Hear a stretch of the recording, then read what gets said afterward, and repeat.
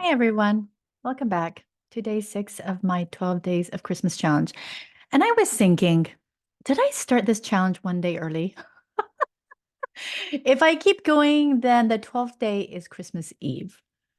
Is that how that's supposed to be? Or is the 12th day supposed to be on Christmas Day? Well, you know what? It probably doesn't matter, right? So if you don't care, I don't care because it doesn't matter. It doesn't change any of what I'm doing. And so I realized after I recorded day 5 that I only mentioned one of the 2 things I wanted to bring up, and I just thought, "You know what? We'll just take that second one and make it into a day 6. Why not?" Because I had some more insight today about day 6 and what I wanted to talk about, and I want to call this divine coincidence. Now, you all know what coincidences are, right?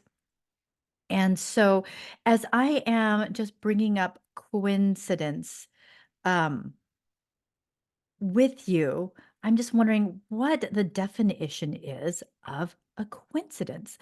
And so just asking Google, it's a noun and it's a remarkable concurrence of events or circumstances without apparent causal connection. That's interesting. Let's see here. Definition number 2, correspondence in nature or in time of occurrence. The coincidence of interest between the mining companies and certain politicians. That was just an example I see here.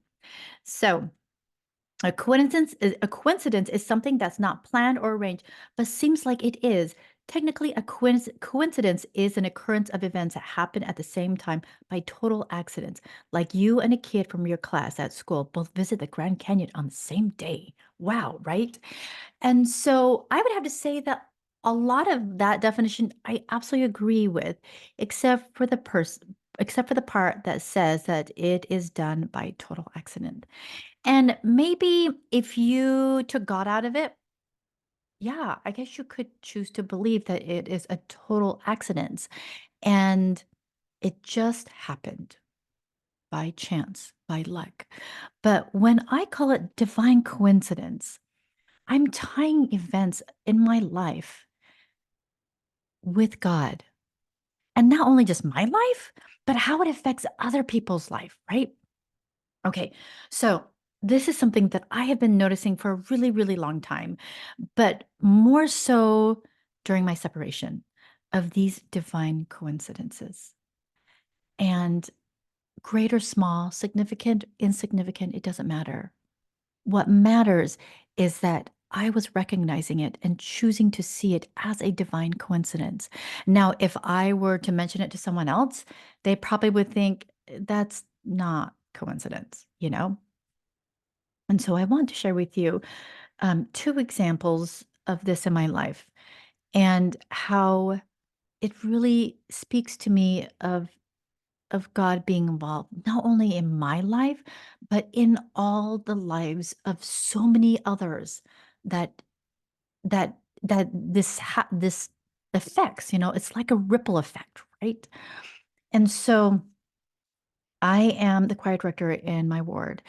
And as I was preparing all the numbers and gathering all of them up, one particular number came into my mind. And I had forgotten all about it. So it came up to my remembrance. And whenever anything like this comes to my remembrance, I always attribute it to the spirit. I always attribute it to that spirit of remembrance. And so I started thinking about it and wondering who I could have sing this particular song. And this particular song is McLean's The Innkeeper from the Forgotten Carols. And now some of you may know that, some of you may not. I will link it in the show notes so that you can listen to it and kind of jog your memory on that piece. But I love that piece. And the very first time I was choir director, which was about almost 20 years ago, I had someone sing this piece and I loved it. And I had forgotten about it until fairly recently.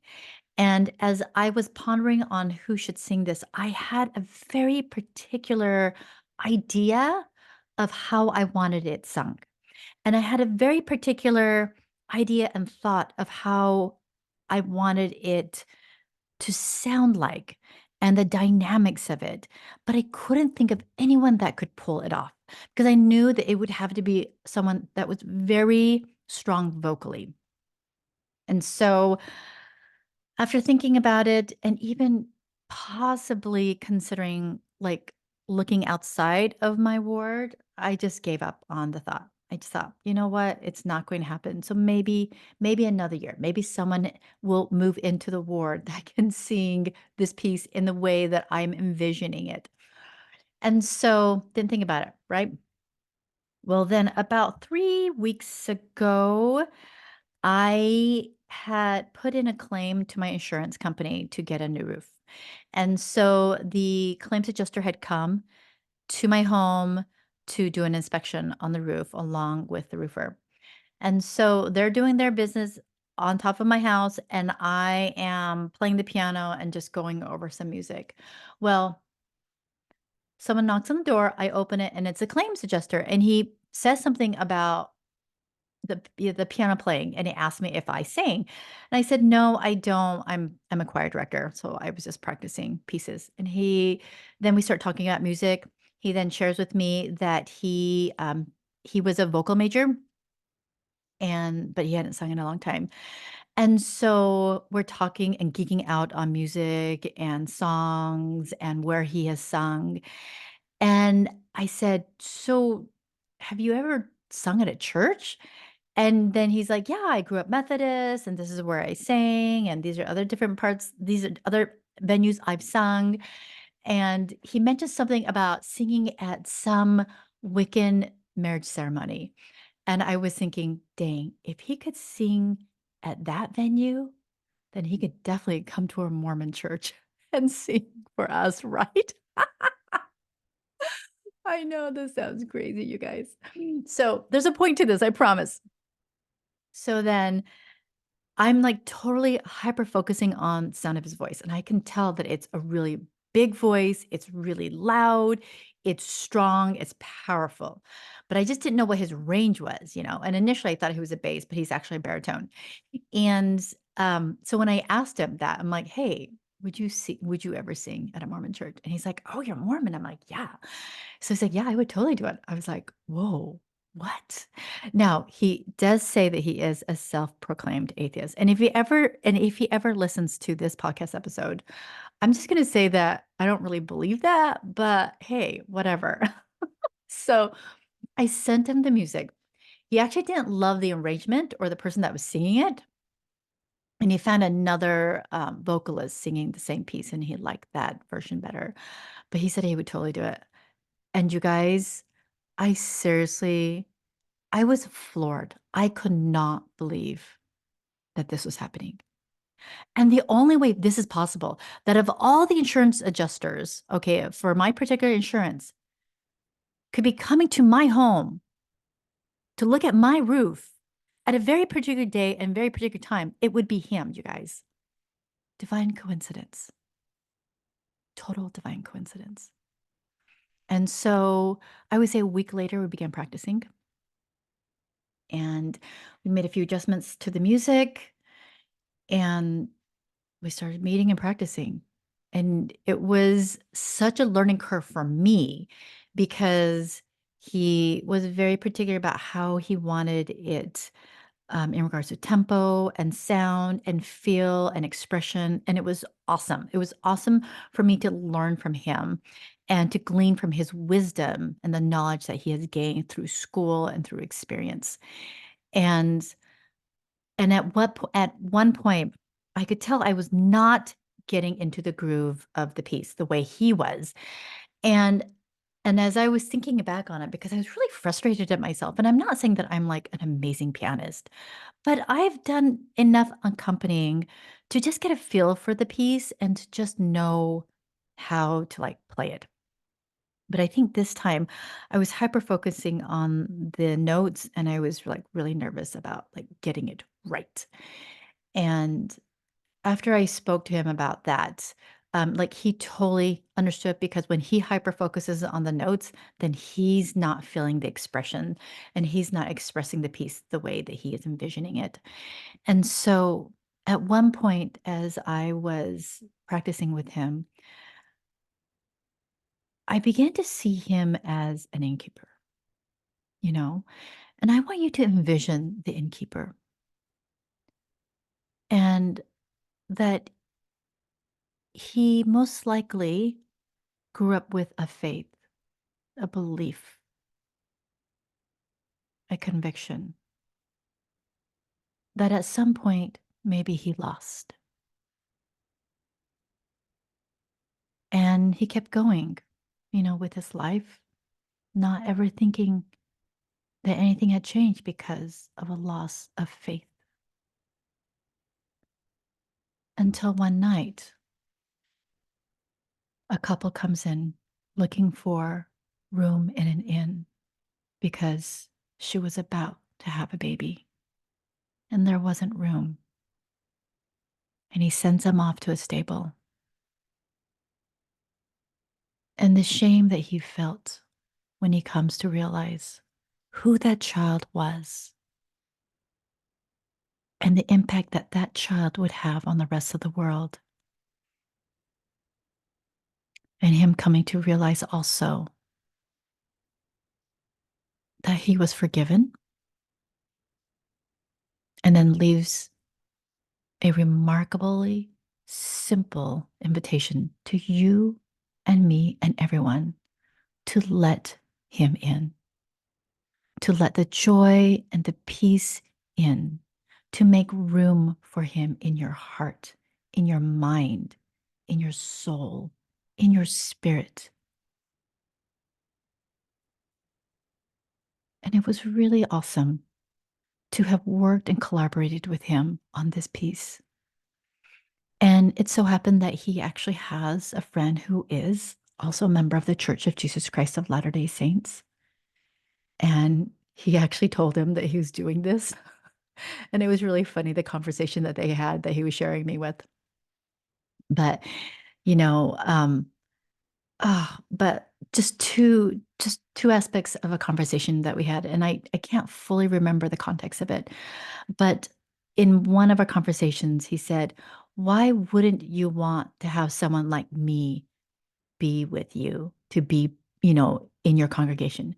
Because you never know. I could change my mind." Isn't that fascinating? And also a text message that he sent me where he said, "You and I don't know what his friend's name is. I can't remember. You and my friend, you're giving Mormons a good name. How dare you?" Yes, how dare we, right? But I don't take any credit for any of that. I call that divine coincidence. That this song came into my remembrance. I let it come. I invited it. I let it stay. I pondered upon it. I tried to figure it out. And at the same time, I was willing to let it go because I realized I didn't know how to pull off something that I did not have control over. Hence, God coming in and doing his part and providing someone like him that I would never have ever thought or have chosen to sing this piece and share this message to my congregation. An innkeeper, someone who didn't have faith, who wasn't sure if he could have faith, taught me and everyone in that sacrament meeting about letting Christ in. I am so blown away and amazed that I could be a witness, a conduit, a vessel of divine coincidence, not only for myself, not only for my congregation, but for him and his family Do you see the spiritual ripple effect of this? Now, does this mean that he's going to get baptized next week? It's always possible, but that wasn't the point. The point is to really savor, to spiritually savor this coincidence and to give gratitude to God in his wisdom and glory that he is so mindful of all his children and he knows how to make connections, coincidental connections that are divine. I want to really challenge you to slow down and to begin to think back of those moments that you can call as divine coincidence, where he was able to share with you that he was aware of you, whatever your concerns were, whatever you were desiring, whatever you needed. And then I want you to consider how that has been a ripple effect and how it has affected other people, not just you. I love how God, he he is the divine multitasker. He knows how to throw a rock and it will have that ripple effect for generations, neighborhoods, families, strangers, insurance claim adjusters. The possibilities are endless and eternal. Eternal, my friend. And then a second example of this. And I just realized this today, but I had been putting together my list of Christmas drop-offs, and I had made a very particular something that had value. And I definitely wanted to make sure that I dropped it off to people that saw the value of it and would utilize it. And I really wanted to give something to my bishop and his family because they're so amazing. They not only have I been blessed, but my children have been blessed because of their children.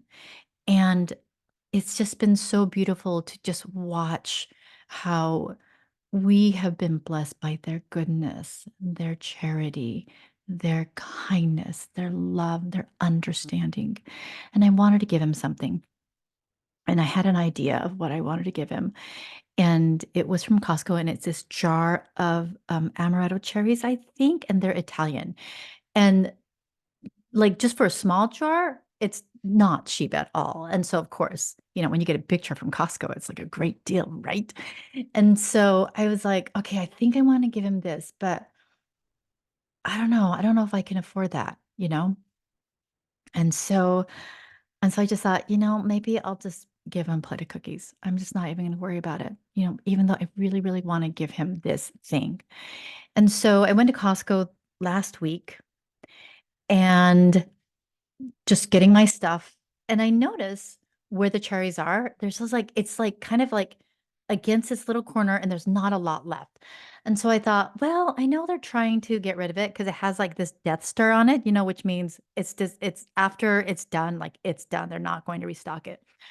So I approached the cherries and it's like $9.98. I bought it for like $18, $19. So I could not believe the discount of it. I was like, oh my gosh, I need to get one, right? Like it's like basically half off, you guys. So I buy another jar. I already had 2 jars at home. I bought a third jar. And as I'm going home, I'm thinking, you know what? I'm going to give this jar to the Webb family. This is what I'm going to do.